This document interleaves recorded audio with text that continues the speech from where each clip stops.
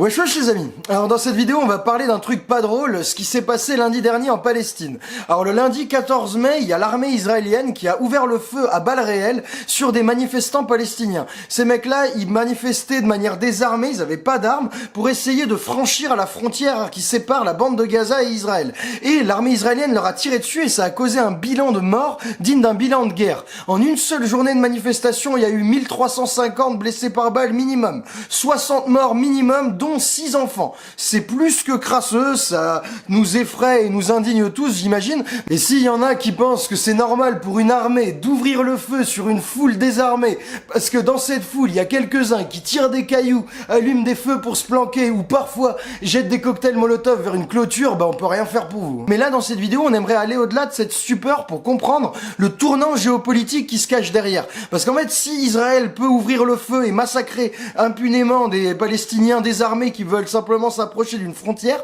c'est qu'il s'est passé quelque chose autour de la cause palestinienne. Et dans cette vidéo, vous allez comprendre que la cause palestinienne est en train de perdre petit à petit tous ses soutiens et tous ses alliés régionaux, et c'est ce qui permet à Israël, qui en ce moment est en plus soutenu fortement par les États-Unis, d'ouvrir le feu impunément et de montrer sa puissance. D'abord, cette manifestation réprimée dans le sang, elle a lieu un jour très particulier, le 14 mai. Ce jour, il est particulier à la fois pour les Israéliens et les Palestiniens. Pour les Israéliens, le 14 mai 2018, c'est sa fête, les 70 ans de la proclamation de l'État hébreu, donc c'est un jour heureux. Pour les Palestiniens, à l'inverse, ce jour-là, il est funeste. Le 14 mai, c'est la Nakba, ou catastrophe, et ça commémore le moment où plus de 700 000 Palestiniens ont été chassés de chez eux, et de leurs terres et de leurs maisons, ou directement par l'armée israélienne Tsahal, ou à cause des guerres israélo-arabes qui les ont forcés à fuir. Donc ce jour est particulier. Mais là, le 14 mai 2018, il y avait quelque chose de plus. Il y a aussi eu Donald Trump qui a décidé d'en faire le jour de l'inauguration de l'ambassade américaine à Jérusalem. Et cette inauguration, elle marque un tournant, parce que c'est la première fois qu'un grand pays reconnaît Jérusalem comme la capitale de l'État d'Israël. C'est donc en ce jour très particulier où les caméras du monde entier étaient braquées sur Israël que l'armée israélienne a décidé d'ouvrir le feu sur des manifestants désarmés à la frontière de Gaza. Et il faut bien comprendre qu'Israël aurait pu faire plein d'autres choses. Il y a plein de techniques de maintien de l'ordre, il y a qu'à demander au CRS, qui permettent de contenir une foule de quelques milliers de personnes qui veut traverser un grillage. Il n'y a pas besoin de leur tirer dessus. Et donc comment c'est possible qu'Israël, devant toutes les caméras du monde, ait choisi de passer à une violence d'une telle extrémité? Si Israël peut se permettre de tirer sur des manifestants désarmés, c'est qu'elle est en position de force de manière inédite par rapport aux Palestiniens. Et ce qui nous permet de dire ça, il y a deux raisons principales. La première, c'est que les États-Unis n'ont jamais autant soutenu Israël que sous l'administration de Trump. Alors il y a un truc habituel, c'est que les États-Unis bloquent toutes les résolutions de l'ONU qui pourraient sanctionner Israël. Et là, ça s'est confirmé. Le lendemain du massacre de Gaza, il y a eu une résolution pour envoyer une commission d'enquête internationale pour faire la lumière sur ce massacre, et Trump, il a dit non, l'ONU fera rien. Donc ça, c'est habituel. Mais là, Trump a fait un truc de fou. Faut comprendre que dans la tension entre Israéliens et Palestiniens, Jérusalem, c'est un enjeu majeur. Tout le monde a envie d'avoir la ville à lui, et donc l'ONU et toutes les négociations internationales ont fait de Jérusalem une ville internationale. Ni Israël ni la Palestine ne peuvent en faire sa capitale. Mais là, Donald Trump, en y mettant son ambassade, ce qu'il a fait, c'est qu'il a reconnu Jérusalem comme la capitale légitime de l'État d'Israël. Et ça, aucun président américain, peu importe à quel point il soutenait Israël, n'a osé faire ça. Donc, Israël n'a jamais été aussi soutenu par les États-Unis, première puissance mondiale.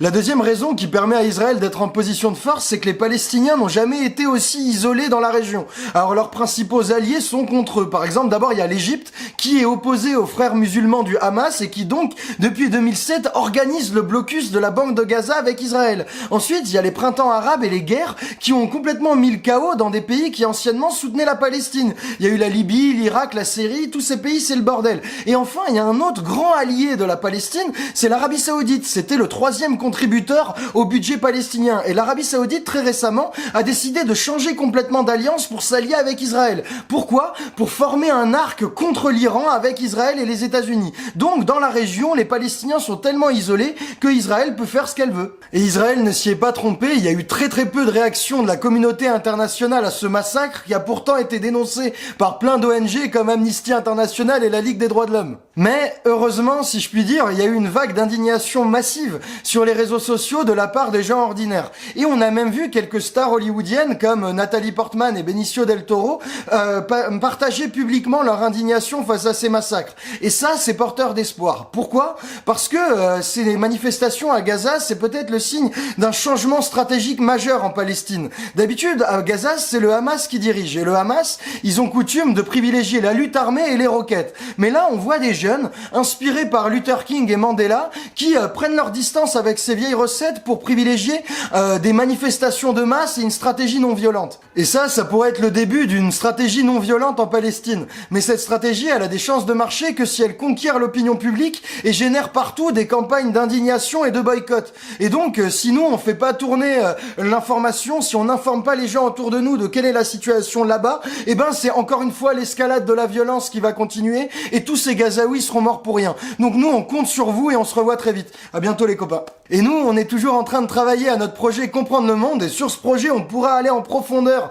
pour décrypter le merdier qu'est le Proche-Orient et rentrer dans les détails du conflit israélo-palestinien. Donc si vous voulez être tenu au courant, laissez-nous votre adresse mail à comprendrelemonde.com. Sur ce site, il y aura tout, on vous tiendra informé. Et puis aussi, merci à tous ceux qui nous soutiennent sur Tipeee. Sans vous, on n'existerait pas. Donc si vous voulez soutenir notre travail, nos vidéos et tout ce qu'on fait, n'hésitez pas à nous donner un peu d'argent. On a besoin de vous. Merci à vous tous et on se revoit très vite. Ciao!